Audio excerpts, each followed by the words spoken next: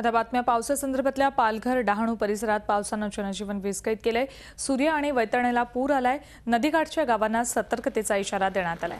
शहरातला इराणी पूल पाण्याखाली गेलाय। त्यात 2 जण अडकले होते, मात्र त्यांना वाचवण्यात यश आलंय। 2 जण पुराच्या पाण्यात वाहून गेलेत। पालघरमध्ये सोनावे गावात 10 वर्षांचा पंकज बोंबाडे वाहून गेलाय, तर डहाणूमध्ये रमेश भोगेही पुराच्या पाण्यात वाहून गेलाय।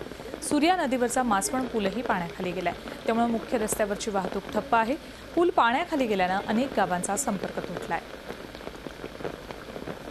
तर वसई विरार परिसरात काल रात्रीपासूनच पावसानं अक्षरशः धुमाकूळ घातलाय। 24 तासात 123 मिलीमीटर इतका पाऊस झालाय। पहाटे पावसानं विश्रांती घेतली असली तरी वसईचा सन सिटी गॅस रोड अक्षरशः पाण्याखाली गेलाय। इथली वाहतूक काही काळ बंद करण्यात आली होती। भाताळे पूल पाण्याखाली गेल्यामुळे जवळपास 8 ते 10 गावांचा संपर्क तुटलाय। नालासोपारा पूर्व सेंट्रल पार्क तुळेंज पोलीस चौकी समोरचे रस्ते 2 दिवसांपासून पाण्याखाली आहेत। सूर्या नदीच्या पुरामध्ये चांदीत गावातले 15 जण अडकलेत, तर उसगावमध्ये 10 शेतमजूर अडकलेत। साचलेल्या पाण्याचा निचरा होत नाहीये, त्यामुळे शहरातल्या रहिवाशांचं आरोग्य धोक्यात आलंय। अनेक सोसायट्यांमधले तळमजले पाण्याखाली गेलेत। गुडघाभर पाण्यातून मार्ग काढताना लहान मुलं, ज्येष्ठ नागरिक तसंच वाहनधारकांना मोठी कसरत करावी लागते।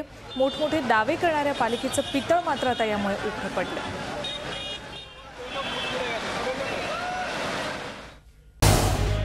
झी 24 तास रहा एक पाऊल पुढे।